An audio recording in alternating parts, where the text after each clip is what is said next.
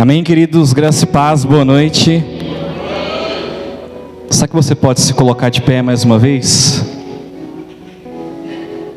Fechar os seus olhos. Eu não sei se você crê que Jesus está nesse lugar. Quantos creem que Jesus está aqui nesse lugar? Querido, não é uma frase de efeito, não é um jargão. É isso que a palavra de Deus nos ensina e nos fala. Se nós cremos que ela é real, nós precisamos crer que Jesus está aqui nesse lugar. O Senhor Jesus é tudo que nós precisamos nessa noite, amém?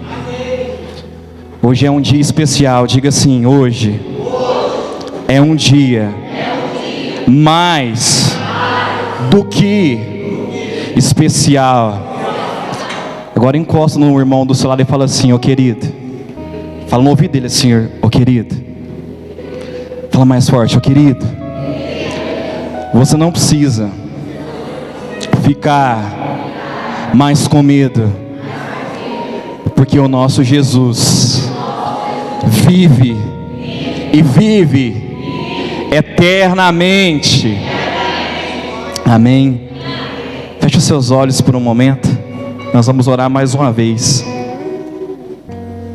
Senhor, nós somos gratos pelo Teu sacrifício, pelo Teu amor, por esse dia, Pai. Porque não fui eu que me escolhi, Jesus, mas foi o Senhor que me escolheu, Pai. Não fomos nós que escolhemos o Senhor, mas foi o Senhor que nos desejou primeiro, Pai. É o Teu sacrifício, Pai, que pagou o preço que nós não éramos capazes de pagar, Jesus. Senhor, nessa noite nós queremos sentir o nosso coração queimando de amor pelo Senhor. Nós separamos esse culto de Páscoa para poder falar do Cordeiro Imaculado que vive eternamente, Pai. E nessa noite o que nós precisamos é do Teu sangue sobre as nossas vidas, Jesus. O que nós precisamos nessa noite, Pai, é do Teu poder sobre o nosso coração, Pai. Que a palavra do Senhor, ela seja viva, ela seja eficaz, ela seja rema ao nosso coração, Pai. E que nós sejamos transformados, ó Pai, à imagem de Cristo, à semelhança de Cristo, Pai. Porque é para isso que nós vivemos, é para isso que nós existirmos. Sermos filhos do Senhor, sermos manifestantes da glória do Senhor aqui na terra, Pai. E nós queremos Te agradecer, Jesus. Porque nós não somos dignos, nós nunca seremos dignos, ó Pai, do alto preço que foi pago na cruz. Então nessa noite que o Teu Espírito, Ele fale diretamente ao nosso espírito. Ele traga esse entendimento ao nosso coração e à nossa mente, Pai. E que nós possamos sair daqui queimando de amor pelo Senhor, Pai. No nome de Jesus, amém e amém.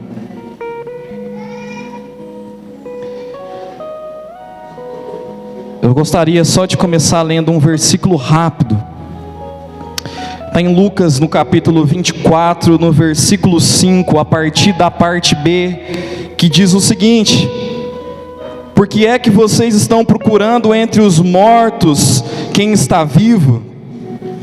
Ele não está aqui, mas foi ressuscitado. Diga mais uma vez, o meu Jesus. O meu Jesus. Mortos, Ele foi ressuscitado. Aleluia.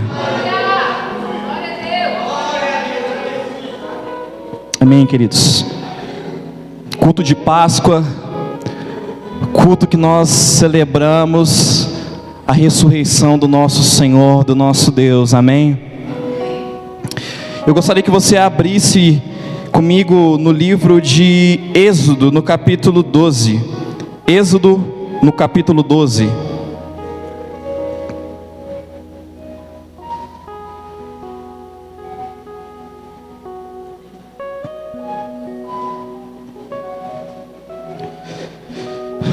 A palavra do Senhor diz o seguinte: o Senhor Deus falou com Moisés e Arão no Egito. Ele disse: este mês será para vocês o primeiro mês do ano. diga a todo o povo israelita o seguinte: no dia 10 deste mês, cada pai de família escolherá um carneirinho ou um cabrito para sua família, isto é, um animal para cada casa. Se a família for pequena demais para comer o animal inteiro, então o dono da casa, o seu vizinho mais próximo, o comerão juntos, repartindo-o de acordo com o número de pessoas e a quantidade que cada um puder comer. O animal deverá ser um carneirinho ou um cabrito, sem defeito, de 1 ano. Vocês o guardarão até o dia 14 deste mês, e na tarde desse dia, todo o povo israelita matará os animais. Pegarão um pouco do sangue e o passarão nos batentes dos lados de cima das portas das casas, onde os animais vão ser comidos. Nessa noite, a carne deverá ser assada na brasa e comida com pães sem fermentos e com ervas amargas. A carne não deverá ser comida crua nem cozida. O animal inteiro, incluindo cabeça, as pernas e os miúdos, será assada na brasa. Não deixe nada para o dia seguinte e queimem o que sobrar. Já vestidos, calçados e segurando o bastão, comam depressa o animal. Esta é a Páscoa de Deus, o Senhor. Nessa noite eu passarei pela terra do Egito e matarei todos os primeiros filhos, tanto das pessoas como dos animais, e castigarei todos os deuses do Egito. Eu sou o Senhor. O sangue nos batentes das portas será um sinal para marcar as casas onde vocês moram. Quando estiver castigando o Egito, eu verei o sangue, e então passarei por vocês sem parar, para que não sejam destruídos por essa praga. Comemorem esse dia como festa religiosa, para lembrar que eu, o Senhor, fiz isso. Vocês e os seus descendentes devem comemorar a festa da Páscoa para sempre. Amém. Glória a Deus.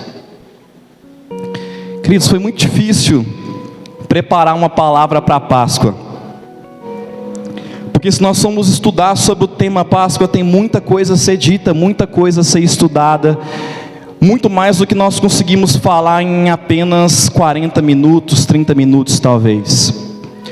A palavra Páscoa, ela foi citada na Bíblia a primeira vez no Pentateuco, no livro de Êxodo, no capítulo 12, e significa passagem ou passar por cima.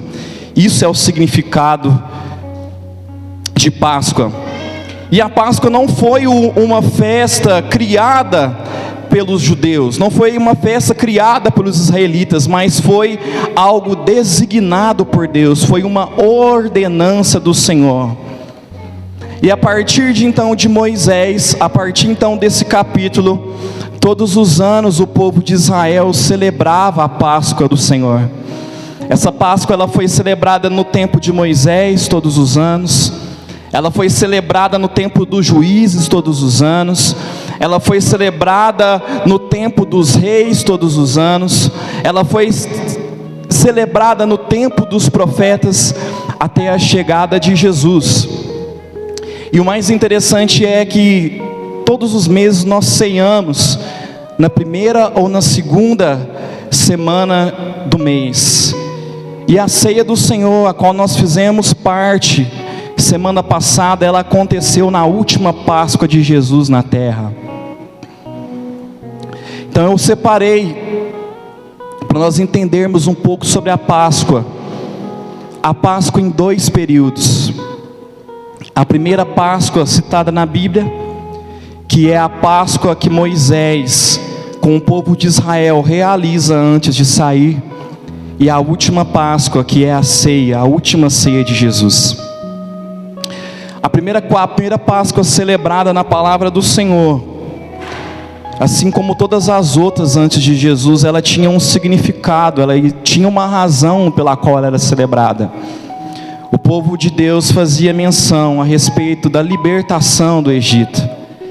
ele fazia menção de quando o Senhor com sua mão forte foi lá no Egito e tirou aquele povo do cativeiro. E do dia que quanto na última praga qual foi lançada sobre o Egito, o Senhor protegeu o seu povo. A praga passou por cima da casa dos egípcios, e a morte não alcançou a casa daqueles que tinham uma aliança com o Senhor. E durante muito tempo o povo de Deus celebrou a Páscoa com esse sentido, como um dia de libertação, como um dia a qual o Senhor livrou aquele povo da morte. Mas aí então veio Jesus, e ele caminhou na terra. Quando ele tinha mais ou menos os seus 30 anos, ele iniciou o seu ministério. E com mais ou menos 3 anos de ministério, ele realiza então a sua última ceia, a sua última Páscoa. E ele muda o sentido da Páscoa. Porque até aquele momento a Páscoa era sobre a libertação de um povo exclusivo. Agora, a partir do momento que Jesus realizou aquela ceia, não era mais sobre a libertação de um povo exclusivo, mas era a reconciliação de todos os povos. A partir daquele momento nós recebemos o direito de sermos chamados de filhos amados do Senhor. A partir daquele momento a nossa história, querido, foi mudada para todo sempre. Aleluia.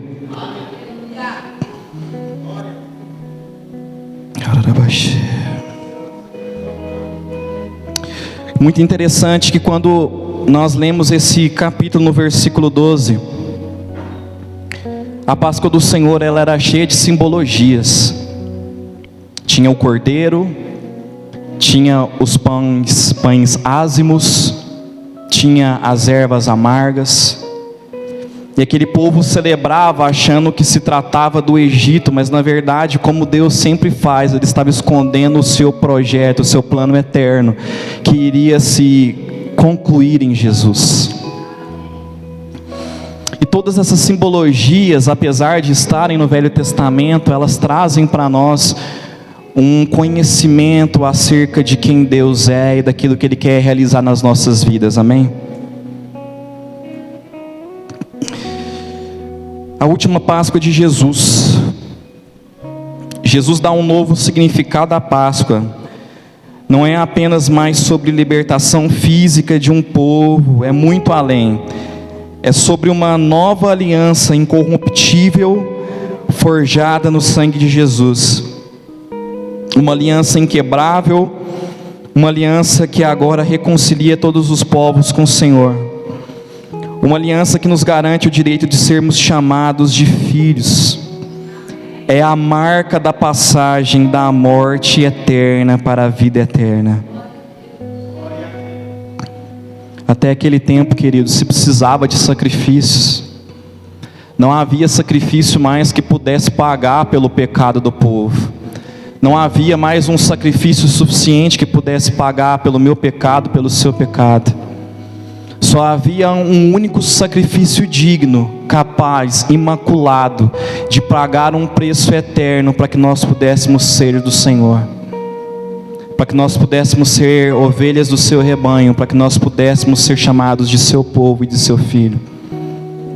E esse sacrifício é o sacrifício de Jesus, um sacrifício que é insubstituível, querido. Não existe um sacrifício maior, não existe um sacrifício melhor, não existe um sacrifício maior do que o do Senhor pelas nossas vidas.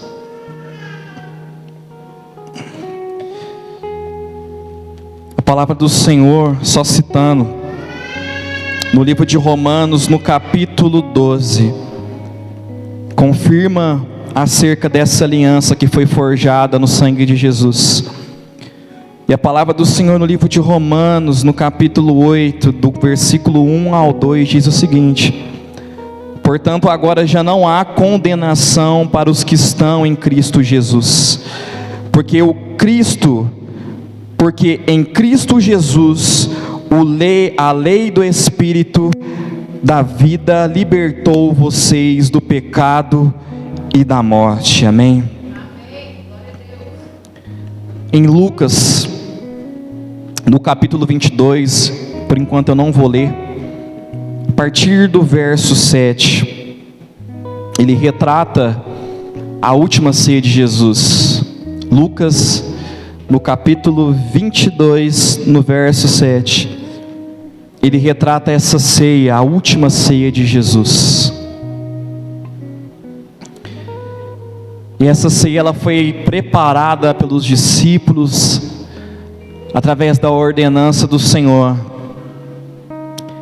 E existe algo muito interessante nessa ceia, porque era comum na mesa dos judeus nós vermos os pães ázimos, nós vermos as ervas amargas e o cordeiro, qual foi sacrificado. Mas nessa ceia de Jesus não existe uma citação bíblica que fala que sobre a mesa havia um cordeiro animal. Porque Paulo nos afirma que a partir daquele momento, Jesus se tornou o nosso cordeiro pascual. Nós, nessa passagem, nós enxergamos Jesus com o pão, com os pães ázimos, pães sem fermento. Nós enxergamos Jesus com o vinho, mas não há nenhuma citação de um sacrifício animal naquele lugar. Não há nenhuma citação de um cordeiro animal sobre a mesa, porque Jesus era o cordeiro de Deus que veio ao mundo para tirar o pecado do mundo. E muitos anos se passaram e nada daquilo que o Senhor faz, nada que o Senhor estabelece na sua palavra perde a validade ou perde a importância, ou perde. Não perde, né? E nós continuamos a celebrar a Páscoa depois de 2025 anos após a morte de Jesus. Só que a partir de agora, querido, a Páscoa ela ganhou um outro significado. Um significado que o mundo deu para a Páscoa. Não um significado original criado por Deus, mas um significado criado pelos homens, ou melhor dizendo, criado pelo maligno, para poder tentar abafar aquilo que Jesus fez por nós na cruz do Calvário. O mundo nos oferece uma Páscoa totalmente distorcida, uma Páscoa que aponta para as lojas, para os supermercados, para o consumismo, para o prazer de comer. A Páscoa do mundo passa longe da cruz. Nenhuma simbologia nela presente revela quem é Jesus. Satanás lança sobre o mundo suas estratégias de perversão, tentando abafar, corromper e nos distrair daquilo que é santo. Querido, tudo aquilo que Deus faz, a palavra do Senhor diz que é bom. A palavra do Senhor no livro de Gênesis diz que tudo aquilo que Ele fez é bom. Mas a partir de tudo que Deus fez, o diabo sempre tenta trabalhar ao nosso redor, tentando corromper aquilo que o Senhor fez. A música foi criada para o Senhor, o diabo foi lá e tentou corrompê-la. A música como um objeto, como um instrumento de adoração. O Senhor criou o casamento, as relações sexuais, e o diabo foi lá e tentou corromper isso. Nos relacionamentos, em tantas coisas que o Senhor fez, a qual Ele disse que era bom, o diabo tenta sempre corromper aquilo que Deus faz. E nunca é, querido, de uma forma perceptível. Nunca é de uma forma que nós olhamos e falamos assim, é o diabo. Na maioria das vezes, quando nós já estamos praticando aquilo, é que nós vamos entender que nós estamos falhando com o Senhor. Porque Satanás, o mundo, ele é estratégico. Ele sabe por onde ele entra, ele sabe como agir, ele sabe como cavar na nossa vida e conseguir entrar e corromper aquilo que é santo para o Senhor. E também não foi assim na Páscoa. Eu não estou falando sobre chocolate, comer ou não comer chocolate. Não é sobre você não comer. mas é sobre o verdadeiro significado daquilo que o Senhor criou. O que deveria falar mais forte ao nosso coração é aquilo que o Senhor instituiu como uma verdade, não aquilo que o mundo nos diz que é uma verdade. Só que às vezes por falta de discernimento, talvez por falta de conhecimento, talvez porque o nosso relacionamento às vezes não está tão próximo de Jesus, nós começamos a caminhar na direção do mundo, como o mundo nos ensina a caminhar, e nós corrompemos alguns bons costumes. Eu fui fazer uma pesquisa sobre Páscoa. Primeira coisa que eu queria te fazer uma pergunta: quantas pessoas já perceberam, e depois nós vamos falar sobre isso mais na frente, que a Páscoa ela é uma festa normalmente direcionada primeiramente para as crianças? Levante a sua mão. Você que crê que a Páscoa ela é uma festa que é primeiramente direcionada para a criança, você crê nisso? Amém. Normalmente quando nós compramos uns ovos de Páscoa, nós primeiramente pensamos em quem? No sobrinho, no filho, no afilhado, na criança. Tem uns adultos que gostam de ovo também, né? Gosta muito de ovo. Mas existe algo entrelaçado na Páscoa do mundo, que vem de uma cultura que não é a cultura do Senhor. Existe uma deusa chamada Ostara, conhecida como a deusa da fertilidade, cujo símbolo dela é um coelho e ovos de Páscoa. E aí, querido, de forma tão imperceptível, nós colocamos essas coisas dentro da nossa casa, e o mundo presta um culto irracional a um outro Deus que não é o Senhor. E aí normalmente nós utilizamos aquela velha frase que é assim: não tem nada a ver. Eu já usei muito essa frase, querido. Não tem nada a ver. E é justamente o que o diabo quer que nós pensamos. Não tem nada a ver, pode continuar fazendo, pode continuar levando a sua vida do jeito que você quiser. E mais uma vez, querido, não é sobre o ovo de Páscoa, não é sobre o chocolate, mas é o que está por trás daquilo. É como o Satanás tenta muitas das vezes nos enganar e nos tirar dos braços do Senhor, amém? E a Páscoa ela também nos ensina algumas coisas. A primeira coisa que a Páscoa nos ensina é que não existe reino sem comunhão e unidade. Diga assim: não existe. Diga mais forte: não existe reino sem comunhão e sem unidade. Abra sua Bíblia comigo no livro de Lucas, no capítulo 22.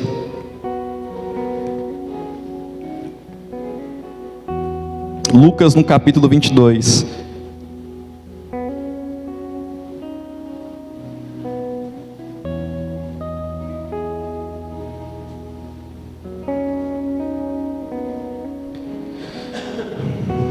Nós vamos ler a partir do versículo 7.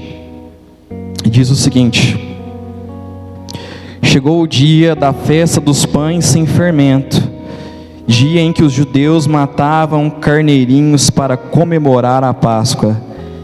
Então Jesus deu a Pedro e a João a seguinte ordem: vão e preparem para nós o jantar da Páscoa. Eles perguntaram: onde o Senhor quer que a gente prepare o jantar? Jesus respondeu: escutem, quando entrarem na cidade, um homem carregando um pote de água vai se encontrar com vocês. Sigam esse homem até a casa onde ele entrar, e digam ao dono dela: o mestre mandou perguntar a você onde fica a sala em que ele e os seus discípulos vão comer o jantar da Páscoa. Então ele mostrará a vocês uma grande sala mobiliada no andar de cima. Preparem ali o jantar. Os 2 discípulos foram até a cidade e encontraram tudo como Jesus tinha dito. Então prepararam o jantar da Páscoa. Quando chegou a hora, Jesus sentou-se à mesa com os apóstolos. ele lhes disse: como tenho desejado comer este jantar da Páscoa com vocês, antes do meu sofrimento. Até aqui. Como eu já disse, a primeira coisa que eu aprendo com Páscoa com Jesus, sobre Páscoa com Jesus, é que não existe reino sem comunhão e sem unidade. A frase que mais me tocou nesse versículo 14 é que Jesus declara que ele desejava estar com os discípulos à mesa. O coração de Jesus queimava em estar com eles mais uma vez naquela Páscoa. Só que naquela mesa, naquele dia, querido, era uma mesa onde Jesus já havia anunciado uma traição. Haviam pessoas preocupadas naquela mesa sobre o que iria acontecer. Havia pessoas inquietas, pessoas com medo sobre o que viria depois. E muitas das vezes não é assim, não é diferente na nossa vida. Às vezes nós estamos sentados na mesa do Senhor, mas mesmo assim ainda existe medo, existem dúvidas no nosso perguntas que nós queremos que o Senhor responda para nós, como eles queriam que Jesus respondesse sobre quem era o traidor ou o que iria vir a acontecer depois. Só que mesmo numa mesa com tantas coisas, tantas situações acontecendo, aquela mesa com Jesus ainda era o melhor lugar para se estar. Aquela mesa com Jesus ainda era o melhor lugar para se estar, querido, porque naquela mesa havia o amor de Jesus. Aquela mesa havia o fortalecimento de Jesus. Aquela mesa tinha o serviço de Jesus, o ensino de Jesus. Se você está aqui hoje e por algum motivo você entrou aqui com medo, inseguro, às vezes você acha que a sua vida espiritual ou física não rompe, e às vezes você tem até falado para você assim: eu vou na igreja, eu volto da igreja e nada muda, então eu vou parar de ir. O que eu queria te dizer nessa noite é para que você continue assentado à mesa do Senhor, que você continue em comunhão com os santos, porque é nesse lugar aonde existe pessoas imperfeitas que a glória do Senhor está, que a presença de Jesus está. Não há transformação, não há mudança de vida fora da mesa do Senhor. E muitas das vezes você chegou até aqui pensando que não adianta mais você permanecer nesse lugar. A palavra do Senhor diz que a fé ela vem pelo ouvir a palavra do Senhor. Quando você senta nessa cadeira e você ouve a voz do Senhor, você permite que Ele trabalhe na sua vida e através de você.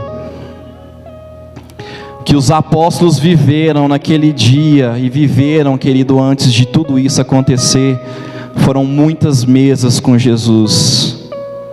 Foi aonde eles foram treinados, foi aonde eles foram capacitados, foi aonde eles foram transformados. E eles não arredaram o pé da presença do Senhor. E quando Jesus chega para um deles e pergunta: e aí, vocês vão embora? Eles dizem assim: para onde nós iremos se somente o Senhor tem as palavras de vida eterna? Eu queria te fazer uma pergunta nessa noite: para onde nós iremos se não para a presença do Senhor? Não, Mateus, mas existem tantas falhas. Meu discipulador falhou comigo, meu pastor falhou comigo, fulano de tal falhou comigo. E às vezes nós colocamos a culpa em tantas pessoas, nós nos esquecemos de olhar para Jesus. Há mais ou menos, acho que uns 7 anos atrás, mais ou menos, eu já era líder de louvor, eu era líder de jovens dessa casa. Só que no meio do caminho eu fui me frustrando tanto com as pessoas, por não corresponder, tantas outras coisas que eu esperava, expectativas que eu criei, que um dia eu estava vindo para o culto e eu liguei para o pastor, mandei uma mensagem para ele, na verdade, falei assim: pastor, não vou mais para a igreja, a partir de agora estou entregando as minhas funções, e eu não tenho mais nada para poder oferecer para a igreja, para aquele povo. E durante um determinado tempo eu fui um apóstata no meu coração, porque eu tinha me esquecido de olhar para Jesus. Eu olhava para as pessoas, eu esquecia que eu estava nesse lugar. Tudo aquilo que eu realizava era para servir pessoas, mas antes de servir pessoas era para poder glorificar a Jesus, servir ao nosso Rei eterno. Talvez você, como eu, querido, você já vivenciou esse sentimento. O Senhor está te convidando nessa noite a permanecer na mesa dEle. Permaneça na mesa do Senhor, onde existe cura, onde existe transformação, onde existe um avivamento. Talvez você ache que está demorando demais. Às vezes você tem orado tanto tempo, você tem clamado para que Jesus traga uma resposta, por uma experiência real no seu coração, e às vezes você se sente até sem sentir a presença de Deus. Mas eu quero te dizer que Jesus, Ele pode ouvir a sua voz, querido, e no tempo oportuno, no tempo estabelecido por Ele, Ele vai te responder.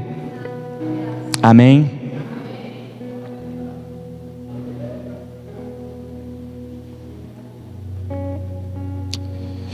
A segunda coisa que eu aprendi com a Páscoa de Deus é que a verdadeira Páscoa, ela não te leva para fora, mas para dentro das casas, ao redor da mesa, como família.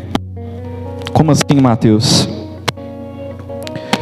Existem algumas referências que nós podemos citar, que já foi lido em Êxodo, no capítulo 12, do versículo 3 ao 4, em Êxodo, no capítulo 12, no versículo de 16, e em Êxodo, no capítulo 12, no versículo 26. O que mais me chamou a atenção da primeira Páscoa instituída pelo Senhor, é que normalmente toda vez que você tinha que ofertar um sacrifício, que você precisava realizar um trabalho sacerdotal, você precisava de um sacerdote, e você precisava de um lugar que foi levantado como um altar, como um templo do Senhor. Mas exclusivamente na Páscoa do Senhor, o Senhor manda Moisés chamar os pais de família. Ele fala: chama os pais das famílias, chama os maridos, fala para esses pais, fala para esses maridos, fala para os líderes dessa casa separarem um sacrifício. E eles vão escolher um cordeiro de 1 ano, macho sem defeito, e é responsabilidade desses pais realizar o sacrifício, preparar a sua casa, preparar a sua família, os seus filhos, a sua esposa, para serem participantes da Páscoa do Senhor. O que você quer dizer com isso, Mateus? Você que é homem, diga assim, põe a mão sobre o seu ombro. Você que é homem, coloca a mão sobre o seu ombro e bate assim, ó. A responsabilidade sacerdotal da minha casa está sobre os meus ombros. Diga mais uma vez, fala com voz forte: a responsabilidade sacerdotal está sobre os meus ombros. Por que você está falando isso, Mateus? Porque era o marido que tinha responsabilidade de ir lá escolher o sacrifício, separar o sacrifício. E há um pouco atrás eu perguntei para vocês sobre se vocês achavam que a Páscoa era primeiramente uma festa mundana, direcionada para as crianças, porque uma das responsabilidades que o Senhor atribui aos pais na Páscoa eram: ensinem os seus filhos e ensinem as gerações futuras sobre o que eu fiz e sobre quem eu sou. Então havia um peso sacerdotal sobre os pais, sobre os maridos, porque a responsabilidade de dizer para a geração futura quem era o Senhor, o que Ele havia feito e o que Ele poderia fazer, estava sobre os pais, não estava sobre um sacerdote, não estava sobre um profeta, não estava, vamos trazer para o nosso tempo, não estava sobre um pastor. A responsabilidade estava sobre o peso, sobre os ombros dos pais. Estão me entendendo? Aleluia.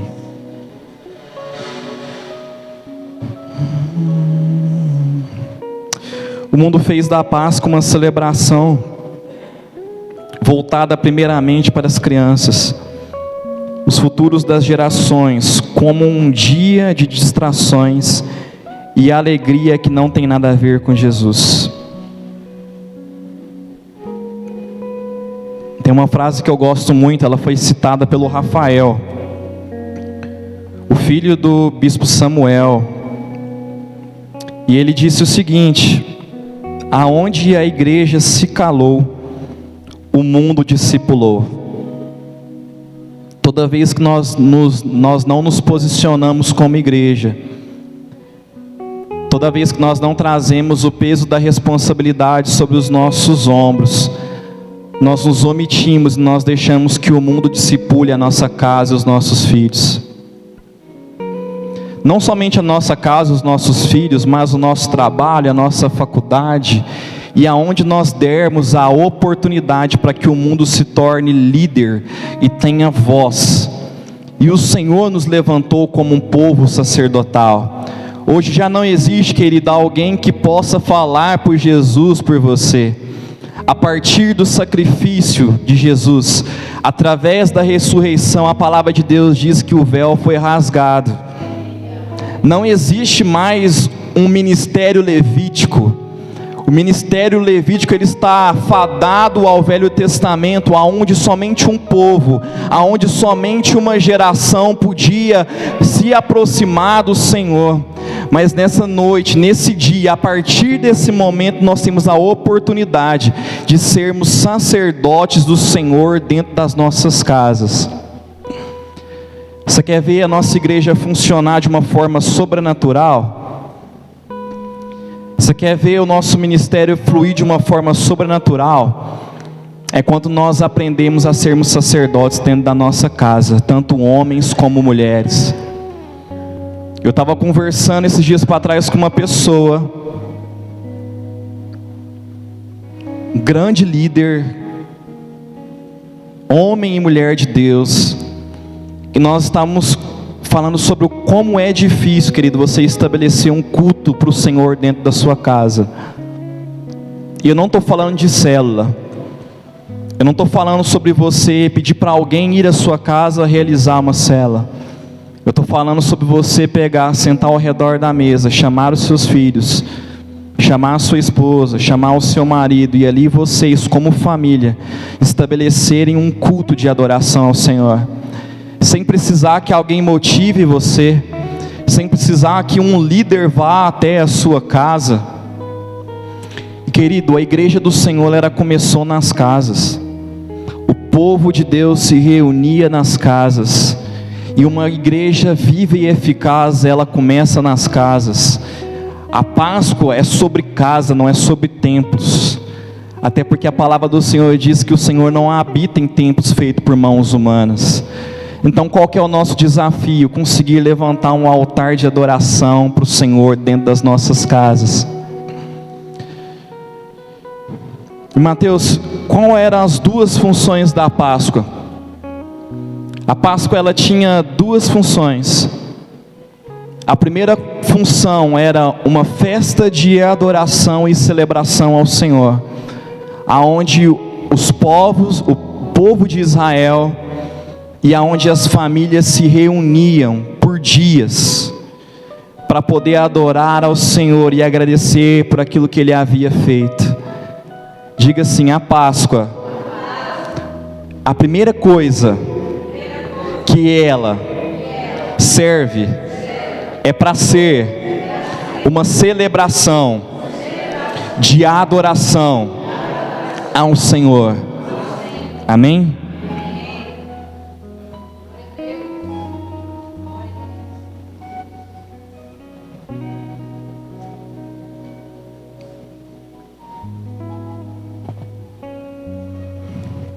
A segunda coisa que a Páscoa ela serve, era para ser realizado um memorial. Diga assim: a Páscoa serve para que seja realizado um memorial. Nós falamos que existem vários símbolos na Páscoa dos israelitas, mas tem um símbolo que para mim ele fala muito forte e é muito claro a razão e o significado dele na Bíblia, que eram as ervas amargas. E alguns estudos dizem, talvez por coincidência, que as ervas amargas que o povo de Israel consumia naquele tempo eram ervas que nasciam em regiões desérticas. Então, além de ser uma erva amarga, que não era algo saboroso, ainda era algo que nascia em uma região de deserto. Coincidência ou não? E Mateus, por que razão ela era consumida naquele tempo? As ervas amargas, elas serviam para lembrar o povo de Israel de todo o sofrimento que eles haviam passado, do tempo de cativeiro e o que o Senhor tinha feito na vida deles. Então, todas as vezes que eles colocavam aquela erva na boca, eles comiam com os pães sem fermento, juntamente com o cordeiro, eles lembravam de quão dura era a vida deles no período de cativeiro. E não é diferente das nossas vidas, querido. Uma coisa que nós temos que fazer constantemente é realizar um memorial de onde o Senhor nos tirou. Não é para você olhar para trás, olhar para o passado com saudade do passado, mas é você olhar para o passado e ver da onde Jesus te tirou, da lama do pecado, da tristeza, da depressão, da morte, das drogas e de tudo aquilo que era ruim, e você recordar que Ele te resgatou com a mão forte dEle, assim como Ele resgatou o povo de Israel. Nosso Deus, Ele continua sendo o mesmo Deus, o mesmo Jesus que resgata. Querido, eu não vou cansar de dizer isso, eu não sou merecedor, você não é merecedor, não foi eu que escolhi Jesus, você não escolheu estar aqui hoje, Ele te escolheu, Ele te amou primeiro. O seu amor não é grande o suficiente, mas o amor dele é grande o suficiente por nós.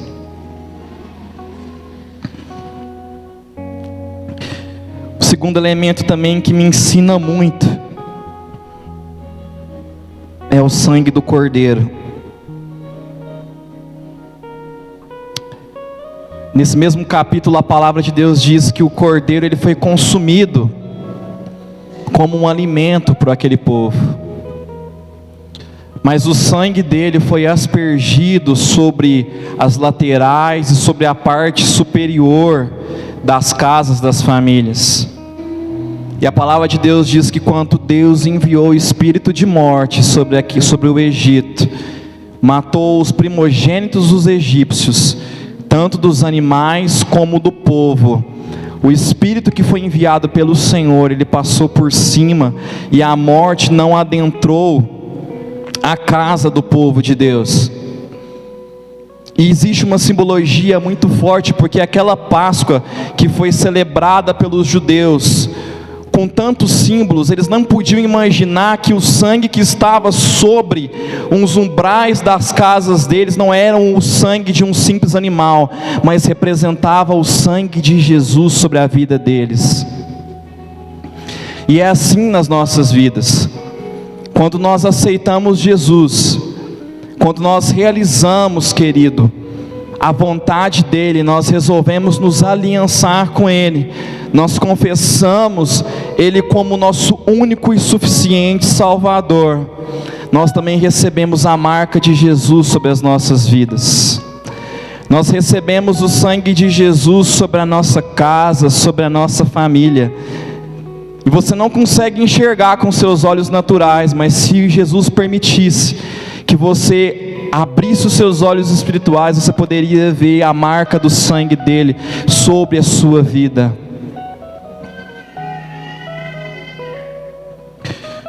Não há vida sem o sangue do Cordeiro. O sangue representa a aliança, é a marca da separação entre aqueles que decidiram viver uma aliança que agrada ao Senhor. Mesmo que não consigamos enxergar, é o sangue de Jesus sobre as nossas vidas, que nos justifica de todo o pecado, que nos garante o direito legítimo de sermos o seu povo e seus filhos. É o poder do sangue de Jesus que nos guarda da morte e do domínio do destruidor de Satanás. A Páscoa do Senhor é para aqueles que têm a aliança com Ele, tanto israelitas como estrangeiros. Uma coisa interessante sobre a Páscoa ela foi feita para o povo de Deus. Ela foi feita para aquele povo que foi separado, os israelitas. Mas a palavra do Senhor também diz mais no final do versículo do capítulo 12, que Deus permite que os estrangeiros que habitavam no meio do povo de Israel, aqueles que tinham a aliança com o Senhor, aqueles que decidiram pela circuncisão, porque naquele tempo a aliança precisava ser marcada na sua pele, Ele permitiu que aquele povo fosse como o povo de Israel, e fosse participante também da Páscoa do Senhor. Uma Páscoa que até então era exclusiva e que hoje nos alcançou. Amém?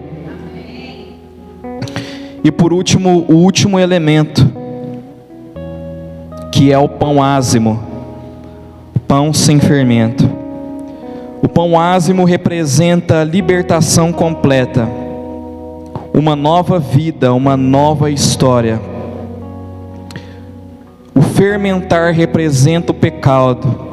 Em 1 Coríntios, no capítulo 5, do versículo 6 ao 8, Paulo nos instrui que independente da quantidade, é capaz de nos contaminar por inteira.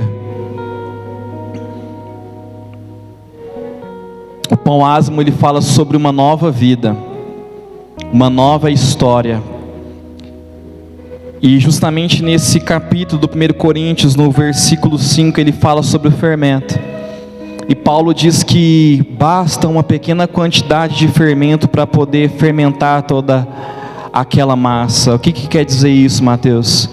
Que independente do pecado, independente do tamanho, independente da proporção, se nós permitirmos que o pecado adentre as nossas vidas, querido, ele é como um fermento que vai se tornar crescente em nós, corrompendo aquilo que o Senhor separou como santo. Amém? E para poder finalizar, o pão também representa, o pão ázimo, ele representa a pressa que o Senhor tem de salvar o seu povo. Porque no Egito, o povo não teve tempo de fermentar a massa, eles fizeram pães sem fermento, porque eles precisavam realizar a Páscoa e logo depois sair o mais rápido possível, porque eles estavam recebendo a libertação deles do Egito. Por isso eles não tiveram tempo de preparar um pão fermentado para a viagem, e nem preparar um pão com fermento para a Páscoa. Mas a pressa do Senhor fez que eles saíssem daquele lugar libertos, o mais rápido que eles podiam imaginar que eles iam sair. Amém? Queridos, essa é a palavra que o Senhor me direcionou nessa noite. Eu gostaria que você se colocasse de pé, e nós vamos orar ao Senhor. Se você entendeu o verdadeiro sentido, o verdadeiro significado da Páscoa, eu gostaria que você fizesse uma oração de gratidão, querido. Porque Jesus é muito melhor do que um carro, Jesus é muito melhor do que o dinheiro, Jesus é muito melhor do que um cargo. Se você entendeu o preço qual foi pago por você na cruz, que você possa agradecer ao Senhor, porque hoje é um dia que nós celebramos o seu sacrifício, mas também a sua ressurreição também. Erga sua voz nessa noite, Nós vamos agradecer ao Senhor por todas as coisas que Ele tem feito nas nossas vidas. Jesus, hoje é noite de Páscoa, noite que nós celebramos, ó Pai, a Sua ressurreição, Pai. Nós não somos dignos de nada que o Senhor fez nas nossas vidas. O Senhor é o Cordeiro de Deus imaculado que tira o pecado do mundo, Pai. E nós somos gratos porque o Senhor escolheu nos amar, foi o Senhor que nos chamou, foi o Senhor que nos resgatou, foi o Senhor que nos libertou, e não é mérito nosso, não é mérito nosso, Senhor, nós estarmos aqui e ouvirmos a palavra do Senhor, mas o mérito é do Senhor. Nós queremos agradecer, Jesus, porque não há nada que eu possa fazer, não há nada que nós possamos fazer para pagar o preço, para agradecer ao Senhor, Pai. Não existe nenhuma oferta, Pai, capaz de nós trazermos nesse altar para poder pagar o preço do sacrifício, Pai. Senhor, nós agradecemos por cada gota do Seu sangue derramada, Pai, sobre as nossas vidas. Nós declaramos, ó Pai, o nosso amor para o Senhor, Pai. Declaramos que valorizamos, ó Pai, o sacrifício de Jesus, e queremos entender muito mais, ó Pai, aquilo que o Senhor fez e aquilo que o Senhor está fazendo, Pai. Senhor, nós queremos nos levantar como um povo sacerdotal, Pai. Não, Pai, sobre esse altar, Pai, não dentro, Pai, de uma estrutura feita por mãos humanas, mas nós queremos que o Senhor, Pai, haja, atue através de nós, ó Pai, dentro da nossa casa, Pai. Nós queremos, ó Pai, que as nossas gerações futuras, Senhor, carreguem, Pai, sobre elas a presença do Senhor, Pai, e que através de nós, ó Pai, os nossos filhos, ó Pai, os filhos dos nossos filhos, ó Pai, saibam quem o Senhor é, Pai, aquilo que o Senhor fez, ó Pai, para nós, ó Pai, e em nós, ó Pai. Senhor, se existe algo no nosso coração ainda que precisa ser alinhado, se nós precisamos Te conhecer, Pai, verdadeiramente, Jesus, se nós precisamos ser libertos, Jesus, se nós precisamos, ó Pai, de uma nova mentalidade, Jesus, que o Senhor nos dê isso nesse dia, Pai, porque mais uma vez nós declaramos que Tu és o nosso Senhor, o nosso Salvador, o nosso Rei eterno, Pai, e não há ninguém maior do que o Senhor, Pai, não há nada melhor do que a Tua presença, Jesus. Toda honra seja dada ao Senhor, Pai. Muito obrigado, Jesus, por essa noite. Muito obrigado pela Tua presença, Senhor Jesus. Muito obrigado pela Páscoa do Senhor, Pai. Muito obrigado, Jesus. Muito obrigado, Jesus. Muito obrigado porque o Senhor nos amou. Muito obrigado porque o Senhor nos curou, Jesus. Muito obrigado porque nós temos uma casa, uma família, Jesus. Foi isso que o Teu sacrifício nos garantiu, Pai. Muito obrigado, Jesus, porque nós somos uma das poucas nações no mundo que tem a liberdade de anunciar o Senhor e adorar o Senhor com tanta liberdade, Pai. Muito obrigado, Pai, porque nós somos uma das nações do mundo que temos a palavra do Senhor, Pai, de tão fácil acesso, Pai, nas nossas mãos, ó Pai, e nós podemos ler a palavra do Senhor todos os dias, ó Pai. Jesus, muito obrigado, Pai. Nós Te agradecemos por essa noite, Pai. Clamamos que o Senhor sempre permaneça conosco, que o Senhor fale conosco, Pai, a partir da Tua palavra durante essa semana, Pai.